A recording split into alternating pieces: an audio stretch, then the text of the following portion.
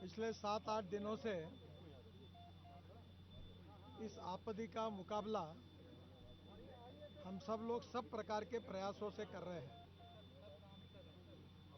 जो अंदर में जो लोग बैठे हुए हैं, जो अटके हुए हैं, उनके प्रति भारत सरकार को, उत्तराखंड की सरकार को और देश की जनता को उनकी सबकी बहुत चिंता है और हमारी सर्वोच्च प्राथमिकता है कि किसी भी प्रकार से उनकी जान बचाए, उनको बाहर निकाले।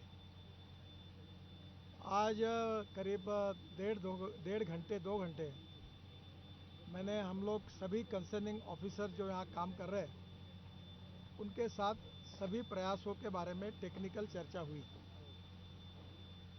इसमें विशेष रूप से जो टेरिन है हिमालय का, इसमें एक प्रकार का स्टार्टा नहीं है। जियोलॉजी में अलग अलग रॉक के लिए अलग अलग प्रकार का हार्डनेस होता है, जैसे talc, gypsum, calcite, apatite, orthoclase, quartz, corundum, diamond. तो डायमंड सबसे हार्डेस्ट मटेरियल है। यहाँ क्या है कि बीच में सॉफ्ट है, एकदम हार्ड है।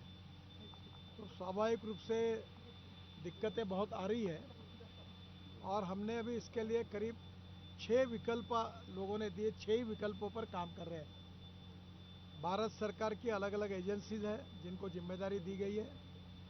पीएमओ से भी विशेष रूप से यहाँ ध्यान दिया जा रहा है। उत्तराखंड के सरकार, उनके मुख्य सचिव और उनकी पूरा सहयोग है और NHIDCL ये भी इसमें विशेष रूप से हमारे महमूद करके एडिशनल सेक्रेटरी जो मैनेजिंग डायरेक्टर, वो भी काम कर रहे हैं। यहाँ आसपास हिमालय में जहाँ प्राइवेट सेक्टर में पीएमओ से भी जोजिला टनल का यहाँ ध्यान दिया जा रहा है, टनल का काम चल रहा है। उन प्राइवेट सेक्टर में भी टनल के काम करने वाले एक्सपर्ट जो थे उनको भी यहाँ बुलाया, जो BRO के थे उनको भी बुलाया है।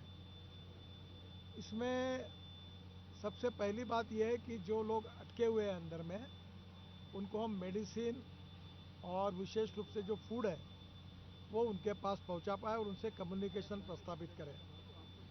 पहले एक लाइन थी, अब स्पेयर में और दूसरी एक लाइन हमने करके रखी है और इसलिए स्वाभाविक रूप से उनको आने वाले समय में फूड पहुंचाने में, मेडिसिन पहुंचाने में कोई दिक्कत नहीं आएगी। ऑक्सीजन की लाइन भी है और हम इस प्रकार से पूरा पहली बात ये कर रहे हैं कि उनकी रक्षा कैसे करें, उनकी जो आवश्यकता है वो उनको कैसे मिले। पूरे ऑपरेशन में सबसे बड़ी प्राथमिकता है कि उनकी जान बचाए। यहाँ जो अनेक प्रयास चल रहे हैं ऊपर से वर्टिकल, हॉरिजॉन्टल, अनेक प्रकार के ड्रिलिंग मशीन, टेक्नोलॉजी, अलग प्रकार के अनेक प्रकार पे काम हो रहा है, जिसका मैंने और मुख्यमंत्री जी ने पूरी तरह से उनका प्रेजेंटेशन और उसका पूरा अभी तक का रिपोर्ट लिया है। राज्य सरकार ने और भारत सरकार ने जहाँ ज़रूरत होगी वहाँ एयरलिफ्ट करके रोड बनाना है, वहाँ रोड बनाना BRO बना रही है इमरजेंसी मशीन ले जाने के लिए। इसके लिए जो जो आवश्यकता होगी, एक जगह पर पानी की बहुत ज़रूरत है तो पानी भी लगेगा बड़े प्रमाण पर। तो वो स्वाभाविक रूप से सब प्रकार की व्यवस्था है, बिजली की व्यवस्था है, लाइट की व्यवस्था, पानी की व्यवस्था, ये सब सपोर्टिंग जितनी बातें उसकी भी व्यवस्था पूरी की गई है। बहुत से मशीन पहुँचे हैं। जो पहला प्रयास हमने ऑगर मशीन का शुरू किया, जो अमेरिका में बनी हुई है, जितनी बातें उसकी, वो एक मशीन काम कर रही है, दूसरी भी मशीन है, पर वो मशीन जब सॉफ्ट स्टार्टा था तो अच्छा काम कर रही थी। अचानक हार्ड मटेरियल आने के कारण थोड़ा सा चिंता का विषय हुआ। उसका भी टेक्निकल सॉल्यूशन निकाला गया है और वो मशीन जो है, वो जो पाइप अंदर में जाएगा तो वो आखिरी तक पहुंचकर फिर वहाँ से लोगों को उसमें से बाहर निकालने का प्लान उसमें है। वर्टिकल भी 3 प्रकार के प्रयास है, उसके भी हम कर रहे हैं। हमने कोई प्रयास ऐसा नहीं रखा कि जो हमको नहीं कर सकते। हमने सब प्रकार के प्रयास किए। पहली प्रायोरिटी है उनकी जान बचाना और जल्द से जल्द उनको बाहर निकालना। ये आपदा है, ये जो हिमालय का टेरिन है, इसका स्टार्टा बड़ा राजिल है, तो स्वाभाविक रूप से ये जियोलॉजी के दृष्टि से भी एक बहुत बड़ी समस्या है। और फिर भी इसको जो कंक्रीट का लाइनिंग करते हैं वो भी किया है, काफ़ी जग तक वो हुआ है। और दोनों बाजू से उसको करके फिर वो हम लोग आखिरी तक पहुंचते हैं, यही सिस्टम है। जम्मू के श्रीनगर के बीच में हम 18 टनल बना रहे, जो 15 बन गई, फिर जोजिला बना रहे हैं। तो करीब उत्तराखंड, हिमाचल और कश्मीर, जम्मू कश्मीर को पकड़कर हम कम से कम 2.25 लाख करोड़ की टनेज बना रही है। ये जो लैंडस्लाइड्स होती है, इसके लिए भी हमने स्पॉट्स भी आइडेंटिफाई किए हैं और उसके लिए भी परमानेंट सॉल्यूशन कैसे ढूंढा जाए, उसमें उत्तराखंड के सरकार ने भी एक रिसर्च इंस्टीट्यूट खोला है। हमने स्विट्ज़रलैंड के काफ़ी कंपनियों के साथ चर्चाएं की हैं और इसके लिए भी परमानेंट व्यवस्था हमारे मिनिस्ट्री में करके इसको प्रोटेक्ट करने के बारे में हम काम करेंगे। मुझे लगता है कि आप भी पूछेंगे कि ये कब होगा, तो स्वाभाविक रूप से मैं इतना ही बता सकता हूँ कि ये जो ऑगर मशीन है, ये अगर ठीक से चल गई तो हम 2-2.5 दिन में वहाँ तक पहुँच सकते हैं और वो भी प्रयास सबसे नज़दीक होने वाला है। पर इसके अलावा अलग अलग प्रयास चाहे कितने भी दिन के हो, अगर उसके लिए भी हमने वर्टिकल भी अनेक प्रकार से जगह देकर वहाँ भी अंदर जाने की कोशिश कर रहे हैं। हिमालय की जियोलॉजी ऐसी है कि ना यह हार्ड पत्थर है। मैं महाराष्ट्र से हूँ, तो हमारे यहाँ पहाड़ मतलब होता है पत्थर, पर्यायी नाम। तो दक्कन का जो डेक्कन है का पूरा बेसाल्ट है, वो पत्थर है, हार्ड होता है। मैंने मुंबई पुणे एक्सप्रेस हाईवे में करीब 5-6 टनल बनाई, तो अभी तक हमारे मन में यही परसेप्शन था कि पत्थर है। जब मैं अभी मनाली में गया तब मेरे ध्यान में आया कि हिमालय ऐसा है कि छोटे छोटे पत्थर है और मेजॉरिटी स्ट्राटा ऐसा है कि उसमें मिट्टी है और वो एक जगह होकर उसका पहाड़ तैयार हुआ है। तो ये बड़ा डिफ़िकल्ट टेरेन है, फिर भी हम लोग पूरी कोशिश कर रहे हैं। आज परिवारजनों को भी मैं मिला, मुख्यमंत्री जी और मैं, उनको भी हमने हिम्मत दी है और हमें विश्वास है कि निश्चित रूप से हम सफल होंगे।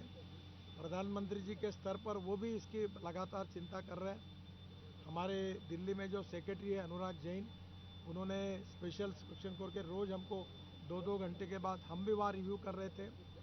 बाद में उत्तराखंड की सरकार ने बहुत अच्छा सहयोग किया है, उनके सब डिपार्टमेंट यहाँ काम में लगे हैं। भारत सरकार के अनेक डिपार्टमेंट, रेलवे से लेकर ओएनजीसी तक, उनकी अलग अलग कारपोरेशन, उसके एक्सपर्ट लोगों की मदद ली है। जो प्राइवेट लोग प्रैक्टिकल लेवल पर काम करते हैं, उनकी भी हमने सलाह ली है। और इतना ही नहीं, तो ये ऑगर मशीन के बारे में अमेरिका में जो एक्सपर्ट है उनसे भी सलाह किया है, उनके भी टच में है।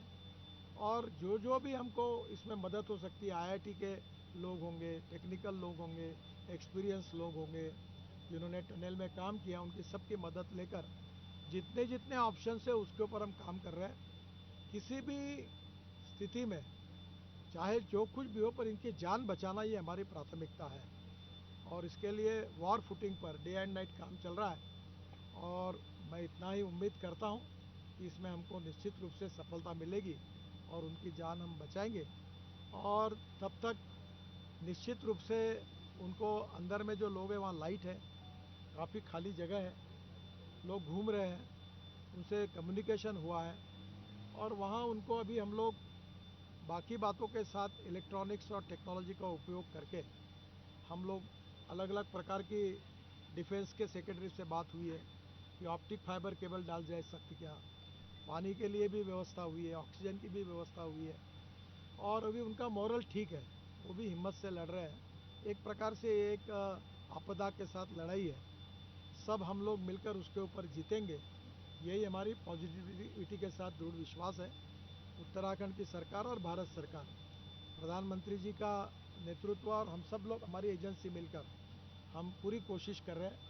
और आज एक्चुअल इस लेवल पर हर प्रयासों का टेक्निकल एक्सपर्ट के साथ हमने शांति से बैठकर एक एक चीज़ का पूरा मूल्यांकन करके इसमें और क्या होने लायक है और क्या उनको मदद चाहिए, कहाँ कहाँ एयर लिफ्टिंग करनी है, मशीनरी की पार्ट्स कहाँ से लाने हैं, कहाँ की मशीन उपलब्ध हो सकती है, पाइप कहाँ से उपलब्ध हो सकते हैं। हमारे पीएमओ के अधिकारी भी आए, उन्होंने भी इसमें बहुत मेहनत करके वो भी लगातार कोऑर्डिनेट कर रहे हैं। बीआरओ भी है, सभी राज्य सरकार और भारत सरकार के संगठन डे एंड नाइट युद्ध पातळी पर, वॉर फुटिंग पर हम काम कर रहे हैं। मुझे उम्मीद है कि जल्दी ही इसके बारे में हम लोग सफल होंगे। और जहाँ तक ये अनेक टनल बनी, अनेक बन रही है, यहाँ का उत्तराखंड की तो आपको स्थिति मालूम है, वैसी कश्मीर की भी है, वैसे हिमाचल प्रदेश की भी है। और हिमालय टेरेन की अपनी एक विशेषता है। अगर वर्ल्ड में तुलना की जाए तो स्विट्ज़रलैंड के साथ थोड़ा बहुत इसका है, पर कुछ जियोलॉजिस्ट कहते हैं कि स्विट्ज़रलैंड की पहाड़ी की तुलना में भी हमारी परिस्थिति वर्स्ट है। तो स्वाभाविक रूप से चैलेंजेस है, ये जियोलॉजी बड़ी चैलेंज देने वाली है। फिर भी आप सबकी शुभकामनाओं के साथ हमारा प्रयास है और इसमें सफलता मिलेगी। जहाँ तक ये जो घटना हुई इसकी अलग अलग प्रकार की चर्चाएं लोग कर रहे हैं, मैं आपसे इतना अनुरोध करूँगा कि किसी भी चीज़ का निदान इतना आसानी से जल्दी निकालना उचित नहीं होगा। आपसे मैं अनुरोध करूंगा कि हम भी हमारे लेवल पर इसके पूरे डिटेल्स में जा रहे हैं। हमारे उत्तराखंड की सरकार ने भी इसकी इंक्वायरी कमेटी अपॉइंट की है और हम और डिटेल में जाएंगे और टेक्निकल लेवल पर भी पूरी तरह इसका अध्ययन करेंगे। पर जब तक कोई रिपोर्ट निश्चित रूप से नहीं आती तब तक निदान निकालना भी मुझे लगता है ठीक नहीं होगा। आप भी सहयोग करिए और अंदर के लोगों का और बाहर के लोगों का, परिवारजनों का मोरल बढ़ाने के बारे में मीडिया ने भी बहुत सकारात्मक भूमिका ली है। आप भी इसमें सहयोग करिए।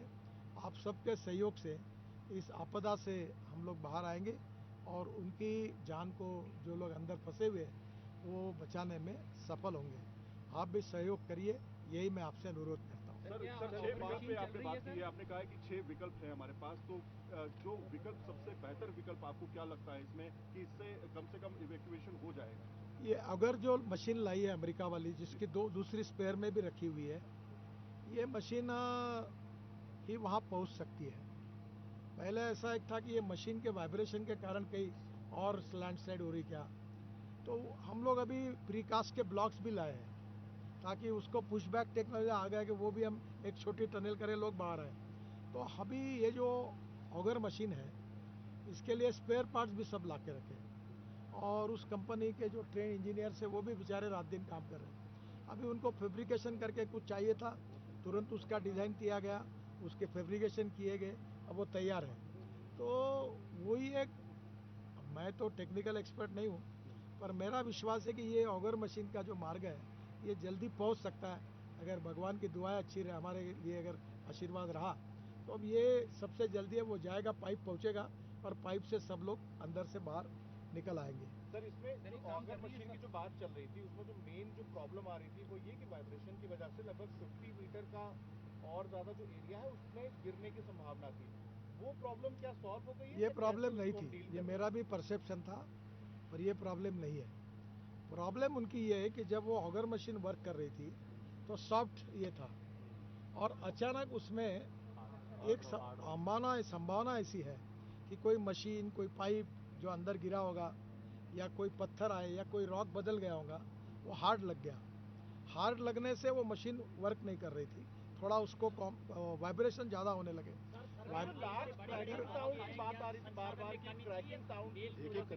सर ये नहीं आई है, आप मेहरबानी करके दूसरे विषय को जोड़िए मत। ये बात मैंने पूछी।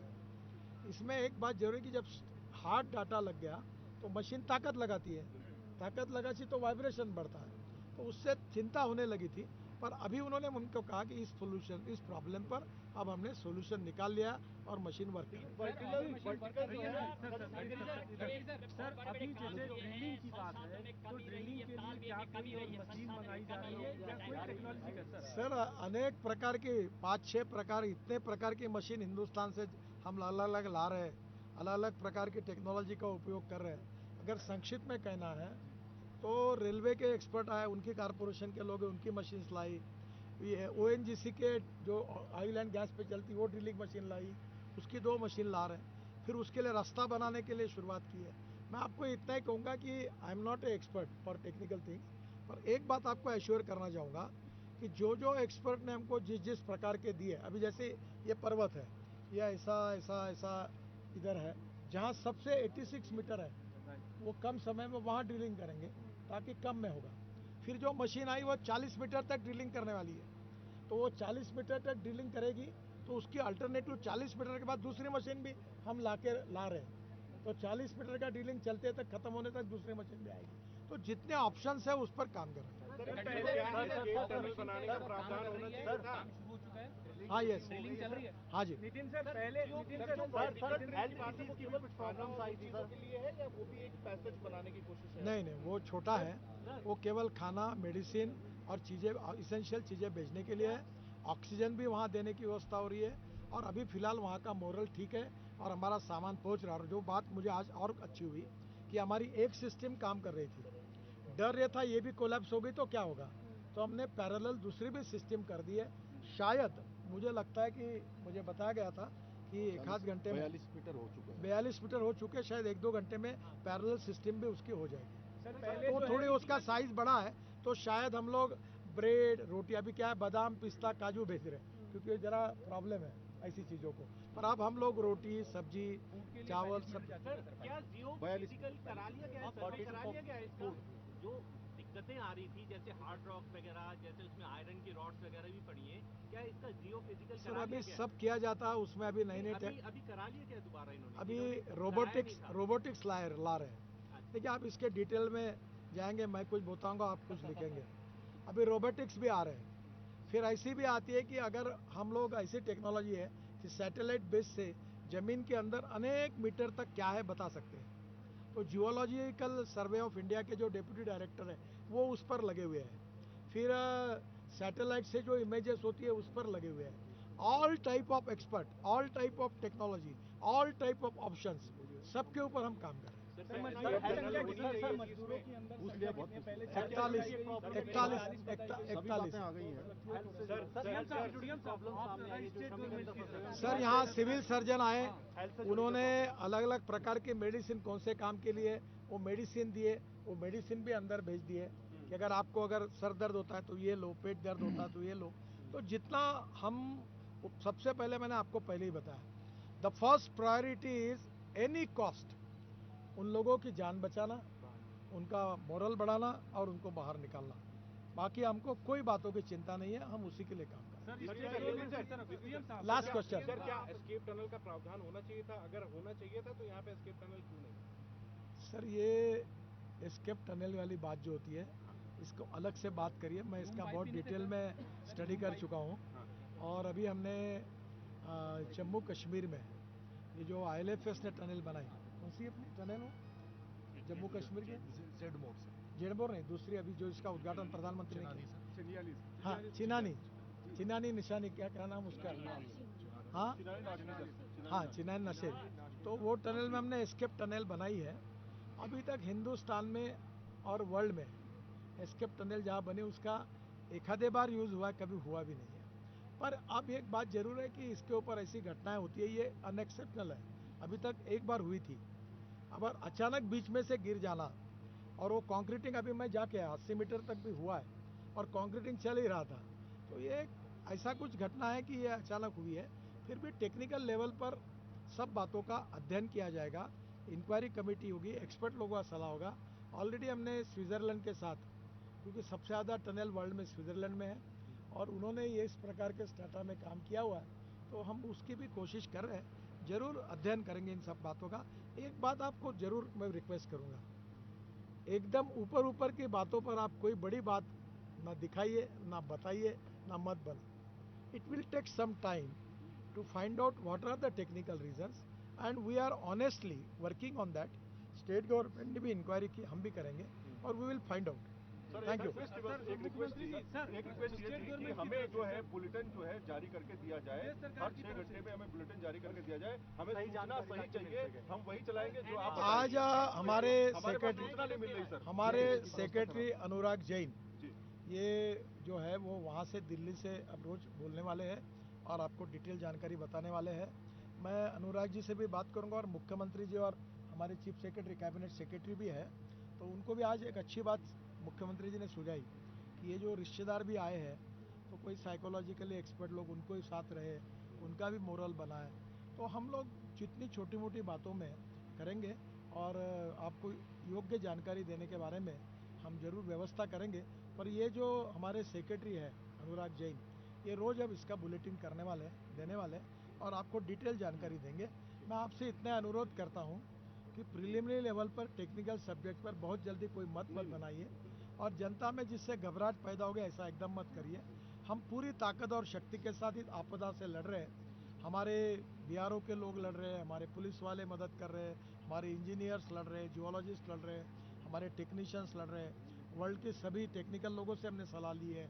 हमारे यहाँ सब प्रकार के मशीन लाए हैं, सब प्रकार की एजेंसीज काम कर रही है और आप निश्चित रूप से हमें इसमें सफलता मिलेगी, ये मेरा विश्वास है। आप भी पॉजिटिव माइंड में इतना ही हमारी सफलता के लिए हमको सहयोग करें।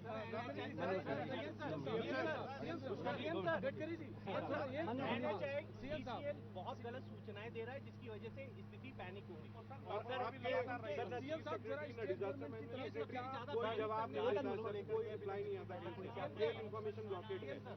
एक काम करिए, एक थोड़ा सा आपको एक बात करते हैं। अनुराग जैन से हमारे Sandhu ji chief secretary cabinet secretary contact कर लेंगे और अगर मैं उनको ये कहूँगा कि एक दिल्ली में जैसा देते हैं तो यहाँ भी कोई किसी को अपॉइंट कर देंगे। आज आए हैं हमारे आपदा प्रबंधन के सेक्रेटरी भी हैं, चीफ सेक्रेटरी भी हैं और आप लोगों को सही समय पर सही सूचना मिलेगी। और इसमें जितने विशेषज्ञ हैं, माननीय प्रधानमंत्री जी लगातार इसकी चिंता कर रहे हैं। माननीय मंत्री जी आपके सामने अभी आए हैं यहाँ पर और लगातार 2 घंटे से पूरी मॉनिटरिंग हुई है और सारे विशेषज्ञ काम कर रहे हैं।